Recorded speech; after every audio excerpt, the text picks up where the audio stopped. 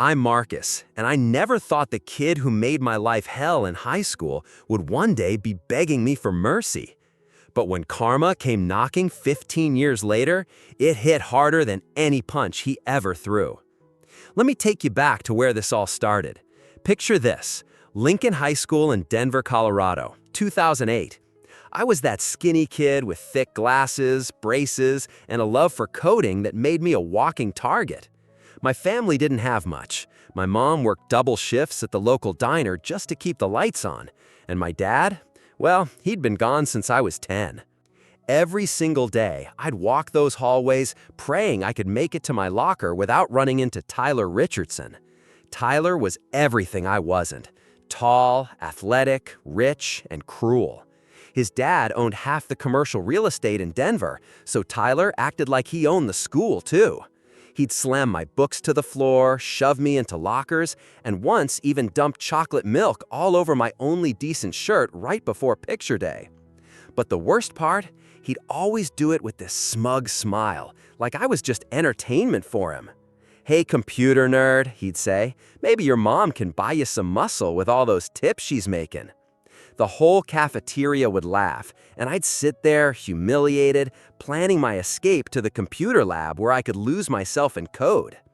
I spent most nights in my tiny bedroom teaching myself programming languages while Tyler was probably at some house party living his perfect life.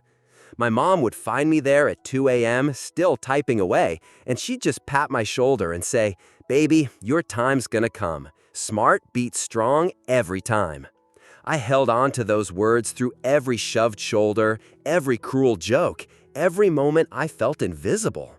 While Tyler cruised around in his BMW that Daddy bought him, I was building something bigger than he could ever imagine, skills that would change everything. Senior year, Tyler got accepted to some fancy East Coast college on Daddy's connections. Me? I got a full scholarship to MIT based on a scholarship program I'd coded myself. But even then, Tyler couldn't resist one last shot. At graduation, he walked right up to me and said, "Enjoy your little computer games, Marcus. Real men make real money in the real world. You'll always be that broke loser from the diner." Those words burned into my memory as I watched him drive off in that BMW, probably forgetting I existed the moment he hit the highway.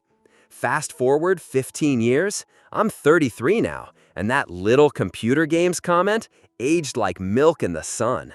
I'd built 3 successful tech companies, sold 2 of them, and was sitting pretty as the CEO of Data Vault Solutions, a cybersecurity firm that Fortune 500 companies paid millions to protect their secrets.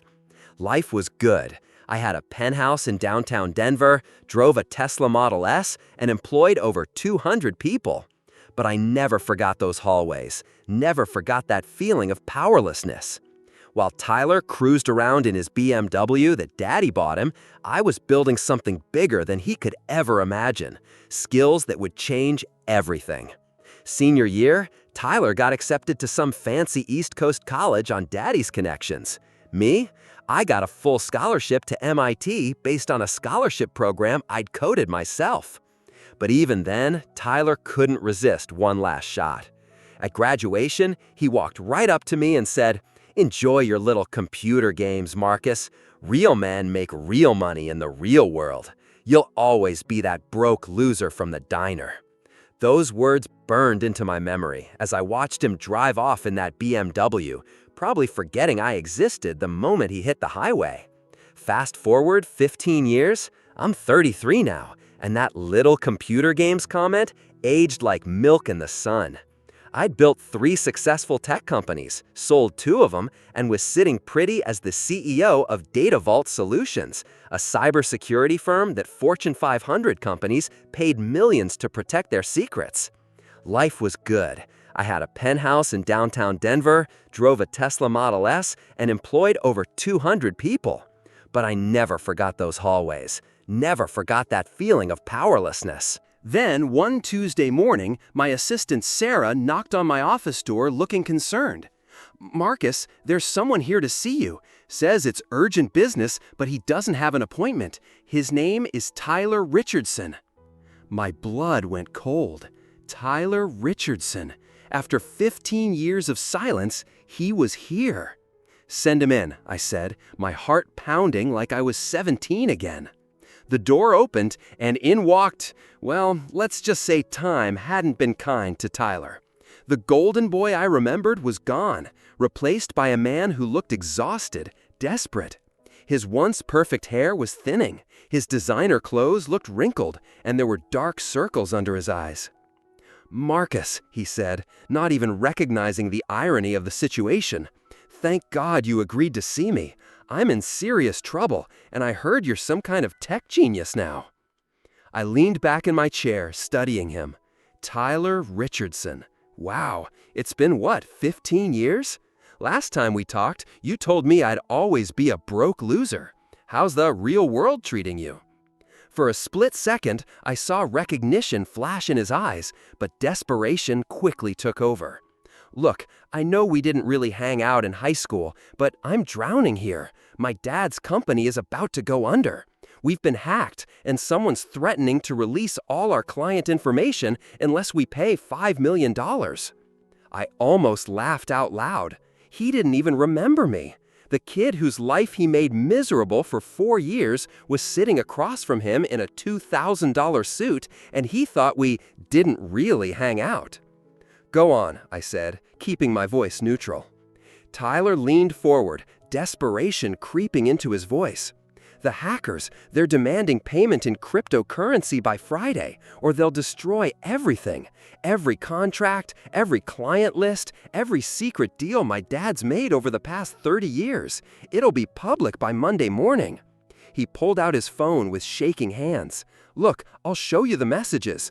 These people, they're serious. They've already leaked some preliminary stuff to prove they're not bluffing." As he scrolled through the threats, I noticed something interesting. The writing style, the technical language, the specific demands. This wasn't some random hacker group. This was personal. Someone with intimate knowledge of Richardson properties and a serious grudge. "Marcus, I'm begging you," Tyler continued, his voice cracking. "Your company deals with this stuff, right? Can you help us? We'll pay whatever you charge, double your normal rate." I pretended to consider it, watching him squirm. The same guy who used to make me beg me to stop hurting me was now begging me to save his family's empire. This is interesting, Tyler. Very interesting. But I have to ask, why should I help you? What have you ever done to deserve my help? He looked confused. "What do you mean? We're both Denver guys, right? We went to the same school. Shouldn't that count for something?" The same school. That was his takeaway from 4 years of torture. "You really don't remember me, do you?" I said, standing up and walking to my office window that overlooked the city. "Remember you? Of course I remember you. You're Marcus Johnson, the tech CEO. Everyone in Denver knows your name now." I turned around slowly, and this time I let him see the anger I'd been hiding. "No, Tyler, I'm Marcus Johnson, the kid you tortured every single day at Lincoln High. The computer nerd whose mom you mocked. The broke loser you predicted I'd always be." The color drained from his face as the pieces finally clicked together. Tyler's jaw dropped as the recognition hit him like a freight train. "Oh my God, Marcus, I didn't." "Didn't what?" I interrupted, my voice steady but ice cold. "Didn't remember ruining my teenage years? Didn't remember making me dread going to school every single day? Didn't remember telling me I'd never amount to anything?" He stumbled backward, his face pale. "Marcus, look, high school we were kids. I was stupid, immature. I'm sorry, I'm really sorry." I walked closer, and for the first time in 15 years, Tyler Richardson looked scared of me. "You want to know something crazy, Tyler? Those hackers you're so worried about, they didn't just randomly target Richardson properties." I smiled, watching the terror grow in his eyes. "See, when you build cybersecurity companies, you learn a lot about digital forensics, data recovery, and yes, even hacking." His face went white as a sheet. You did this?" I didn't break any laws, Tyler, but I may have discovered that your father's company has been hiding some pretty nasty secrets. Illegal evictions, bribing city officials, discriminating against low-income tenants, all documented in emails your IT team thought they deleted years ago. Tyler dropped into the chair across from my desk, his whole body shaking. "What do you want? Money? I'll give you whatever you want." I leaned against my desk, looking down at him. "You know what's funny? You still don't get it.